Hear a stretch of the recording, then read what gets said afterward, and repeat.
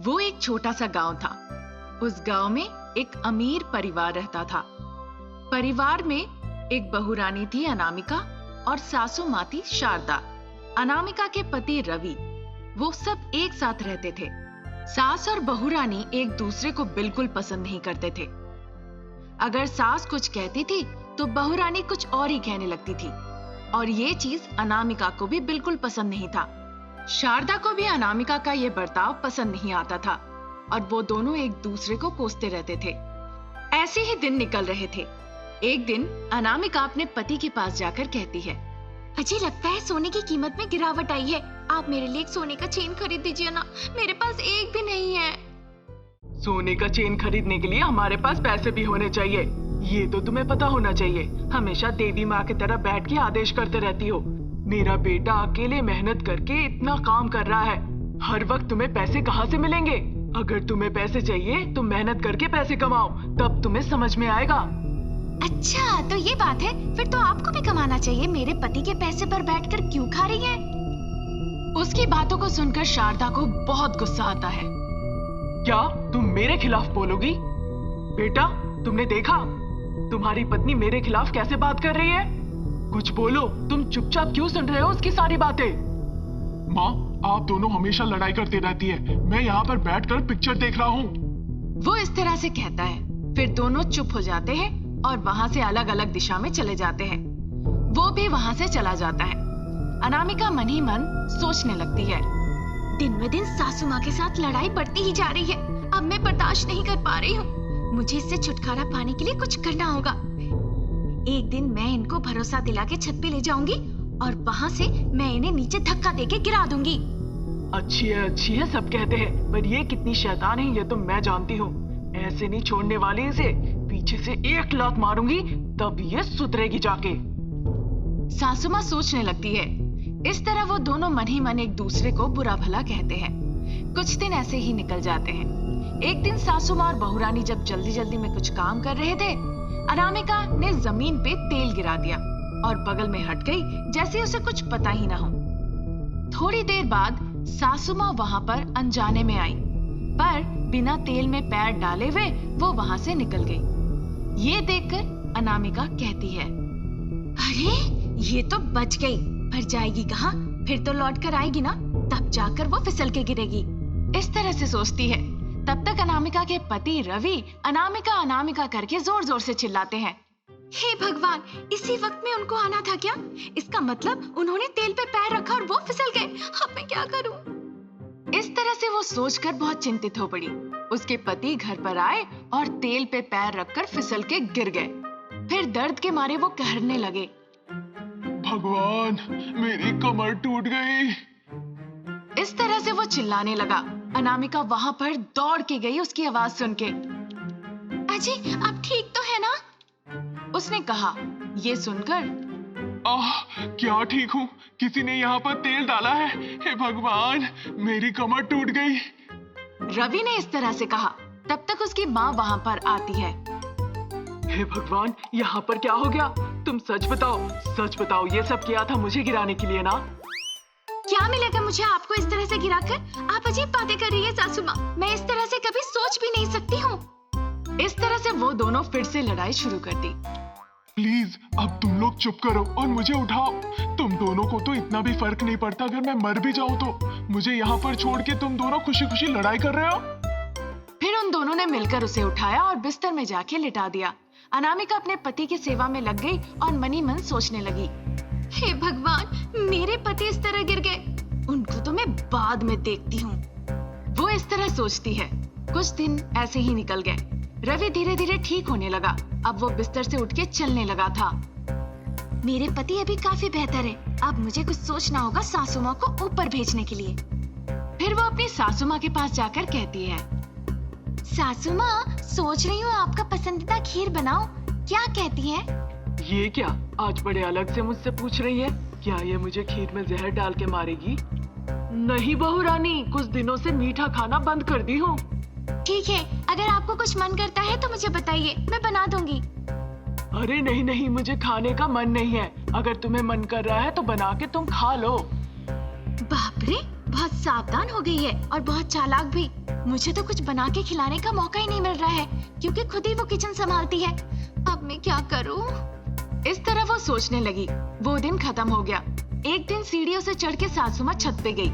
ये देखकर अनामिका भी पीछे पीछे छत पे चली गई। यही सही वक्त है, मुझे इन्हें पीछे से धक्का दे देना चाहिए, फिर ये स्वर्गवासी हो जाएगी और मुझे इनसे छुटकारा मिल जाएगा हमेशा के लिए। इस तरह से सोचते हुए अनामिका पीछे से जाकर छत पर से उन्हें धक्का दे दी।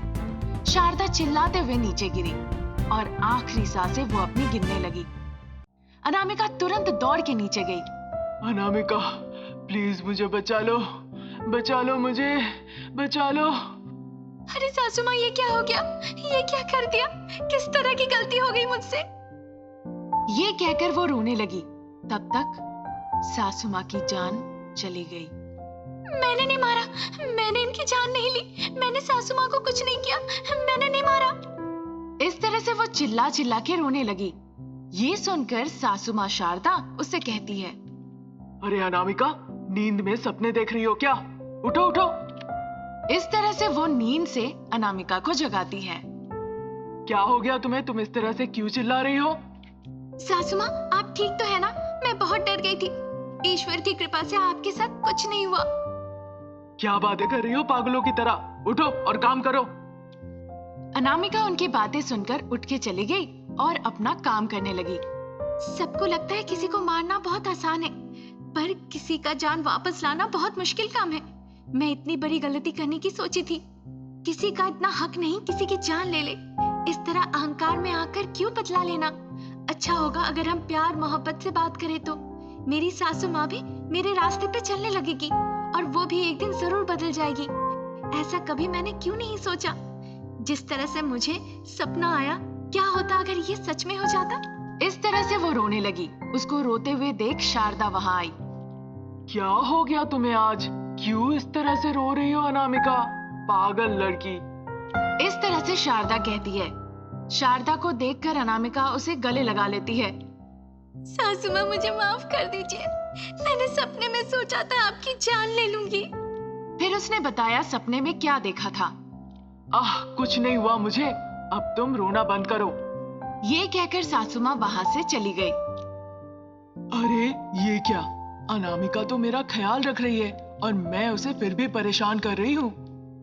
वो इस तरह से सोचती है। उस दिन से अनामिका बहुत ही प्यार से अपनी सासू माँ के सामने पेश आती है और वो सारा काम कर देती है जो जो उसे उसकी सासू माँ करने को कहती है। ये सब कुछ देखकर सासू माँ, पता नहीं, पर कुछ दिनों से अनामिका के बर्ताव में बहुत बदलाव आ गया है। वो बहुत प्यार और सहानुभूति से मेरा देखभाल कर रही है। वो मेरे खिलाफ जाकर एक शब्द भी नहीं कह रही है।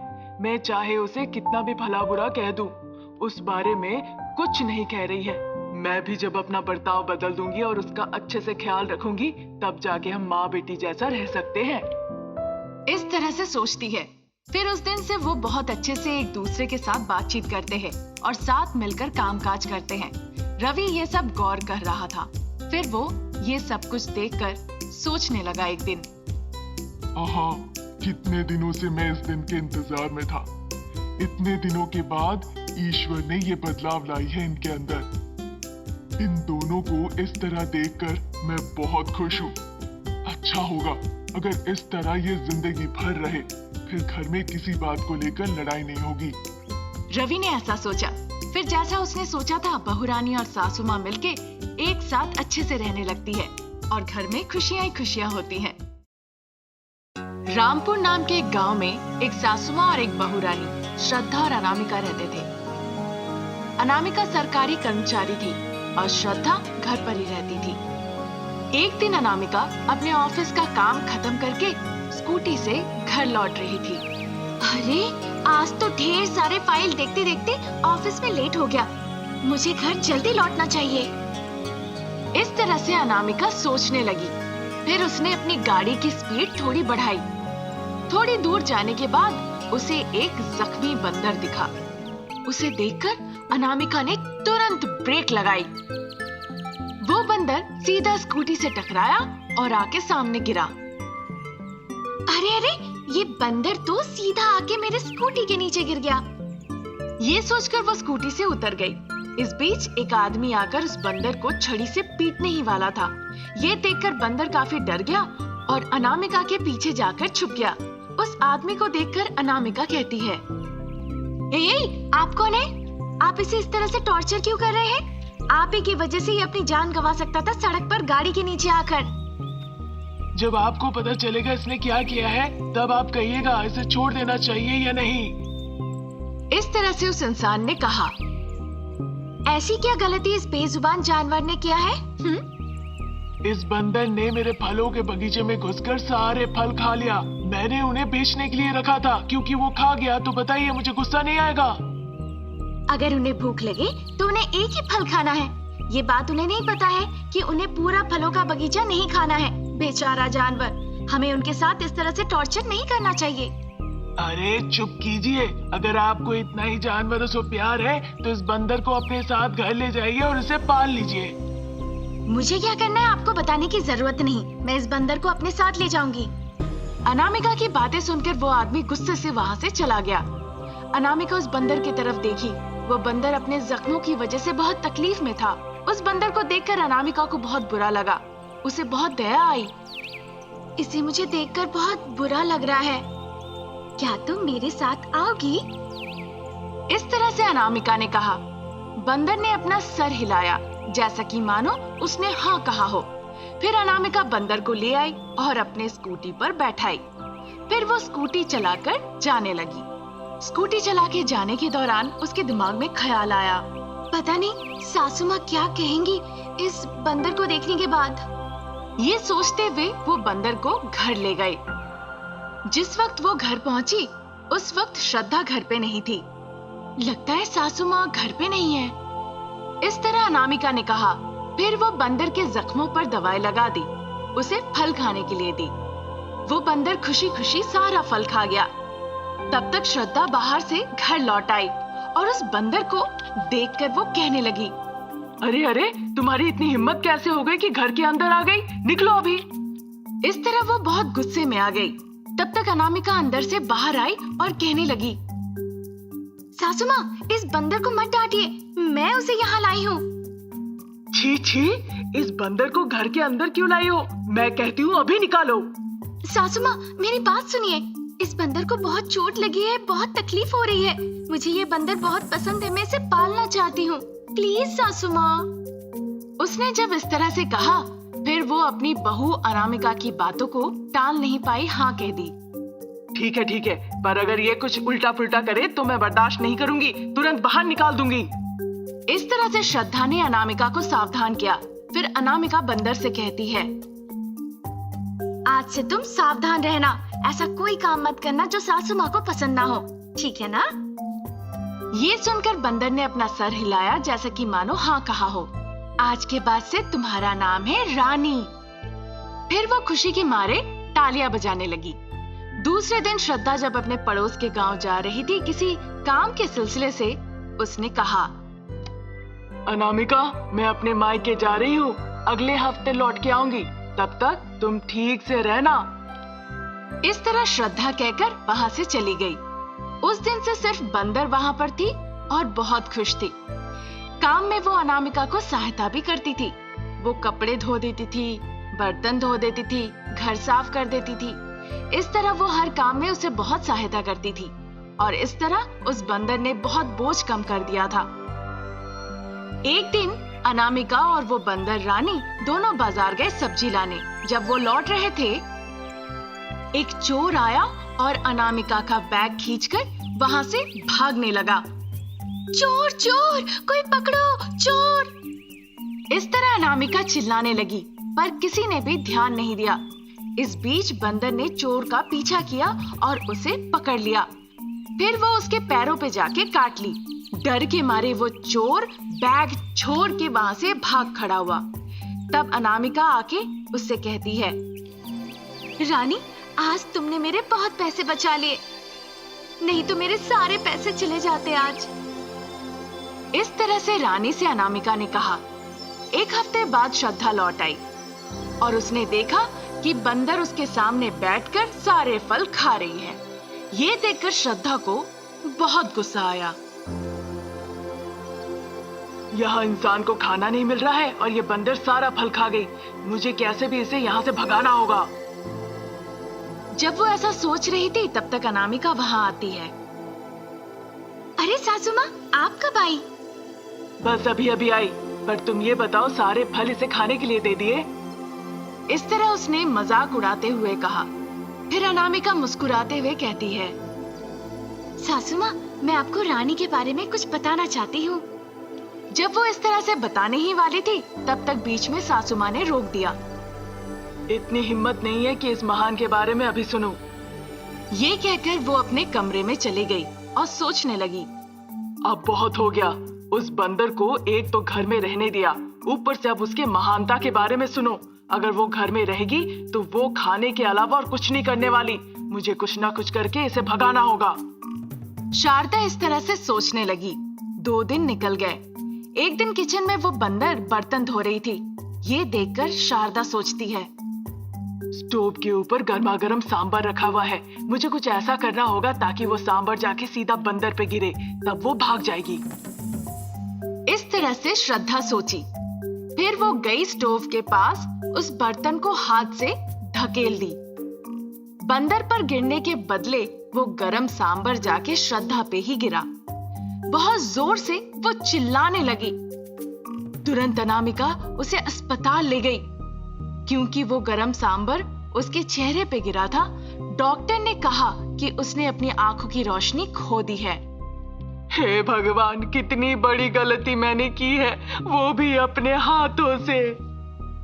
ये सोचकर वो काफी दुखी हो गई। कुछ ही दिनों के बाद वो घर लौट आई। फिर अनामिका बंदर से कहती है, रानी, अब से तुम सासू माँ की सहायता करोगी, ठीक है? इस तरह से कहा। एक दिन अनामिका सोफे पर बैठी थी। श्रद्धा गई नल के पास पानी भरने के लिए। क्योंकि उसे कुछ दिख नहीं रहा था, इसीलिए वो नल ढूंढने लगी। तुरंत बंदर वहां पर गई और नल को खोल दी। पानी भरने के बाद उसने फिर से नल को बंद कर दिया। फिर वो श्रद्धा को लेकर सोफे के पास जाकर बैठा दी। उस दिन से वो श्रद्धा का बहुत अच्छे से देखभाल करने लगी और उसे हर चीज में सहायता करती थी। ये सब देखकर श्रद्धा को अपनी गलती का एहसास हुआ। रानी, मुझे माफ कर दो। मैंने तुम्हें क्षति पहुंचाने की कोशिश की, पर ईश्वर ने मुझे ही ऐसी सजा दे दी। आज तुम ही हो जो मुझे इस तरह सहायता कर रही हो। इस तरह से श्रद्धा को अपनी गलती का एहसास हुआ और उसने उस बंदर को धन्यवाद कहा।